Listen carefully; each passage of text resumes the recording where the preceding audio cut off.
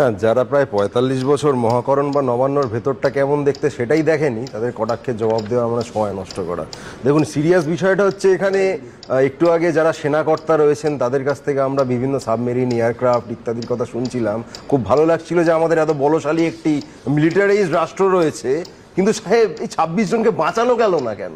আমাদের এত বড় সেনা, আমাদের এত সাবমেরিন, আমাদের এত প্লেন, আমাদের এত কিছু, এই ২৬ জনকে বাঁচানো গেল না কেন?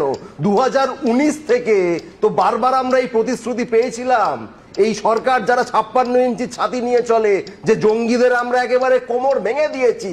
এবং এটা তো বেশি দিন আগের ঘটনা নয়, যেদিন পেহেলগামের আক্রমণ হচ্ছে তার মাত্র ২ সপ্তাহ আগে এই অমিত শাহ বলেছিলেন যে জঙ্গিদের গোটা ইকোসিস্টেমটা আমরা ভেঙে চুরমার করে দিয়েছি। ২ সপ্তাহের মধ্যে তারা পাল্টাই ৫৬ ইঞ্চিকে চুরমার করে দিল। আমরা এত বাতেলা শুনে কি করব? ওই সাবমেরিনের সাইজ জেনে আমার কি হবে যদি আমি কাশ্মীর ঘুরতে গিয়ে বা যে কোনো জায়গায় ঘুরতে গিয়ে গুলির সামনে পড়ে নিহত হয়ে যাই? আমার কি হবে জেনে যে এত এয়ারক্রাফটের পেছনে কত খরচ হচ্ছে, আমাদের কত দুর্দান্ত মেকানিজম রয়েছে, তারা কিভাবে আকাশে ওড়ে, মাটিতে হাঁটে, জলের মধ্যে সাঁতার কাটে, আমি সব শুনলাম, খুব ভালো লাগলো। তারপর গিয়ে তো প্রাণটা চলে গেল। ১২ বছর ধরে হিন্দু হৃদয় সম্রাট যারা নাকি হিন্দুদের বাঁচানোর জন্য এত কাজ করছেন, বা ২০১৯ থেকে তাদেরই শাসনে কাশ্মীর চলছে, সেখানে এরকম সাট করে হিন্দুদের মেরে দিল। আপনারা কি করছিলেন? এত বড় সেনাবাহিনীকে তারা কাজ করতে দিলে এইটা হতো না, এটা আমি জানি। তাদের কাজ করতে দেওয়া হয়েছিল? করোনার পর ১,৮০,০০০ সেনাদের যে ফাঁকা পদ, কেন? সৈন্যবাহিনীতে কন্ট্রাকচুয়াল নিয়োগ হচ্ছে, আপনারা প্রশ্ন তুলবেন না? আপনাদের যদি কন্ট্রাকচুয়াল নিয়োগ করতে আপনারা মেনে নিতেন? সেনাবাহিনী একটা কন্ট্রাকচুয়াল নিয়োগ করার জায়গা, অগ্নিবীর দিয়ে সেনাবাহিনী চলবে? আপনারা প্রশ্ন তুলবেন না? অজিত ডোভালের ছেলে সৌর্য ডোভাল, তার ব্যবসায়িক পার্টনার কেন পাকিস্তানের লোক?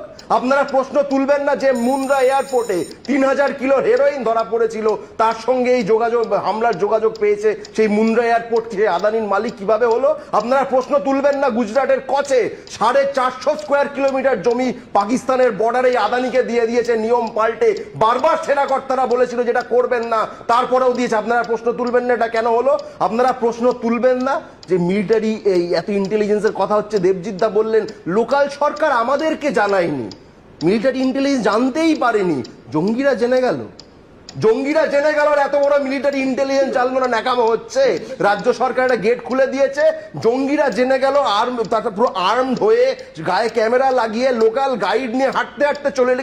আমরা কি ভিডিও গেম খেলছিলাম? শুধু গেট খোলেনি, গেট আটকে এই হত্যালীলা চালিয়েছে। দেখুন গোটাটা করেছে, এবং একাধিক আমরা বয়ান শুনেছি ১.৫ থেকে ২ ঘন্টা আহত অবস্থায় পড়ে থেকে মারা গেছে, কেউ আসেনি। স্থানীয় মানুষ চেষ্টা করেছেন, যে মুসলমানদের আপনারা দিনের পর দিন টার্গেট করছেন তারা চেষ্টা করেছেন, সৈন্যবাহিনীর খোঁজ পাওয়া যায়নি। সেনারা কি আসতে চায়নি? এটা তো হতে পারে না।